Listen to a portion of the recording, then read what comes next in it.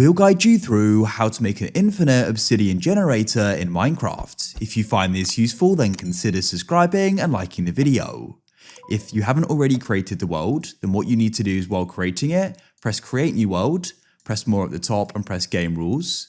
You need to scroll down in world updates, have lava converts to source on. However, if you're already in the world, you need to have commands on, pause the game, press open to LAN, allow commands on, and type in /game rule lava source conversion true, and that's now been set.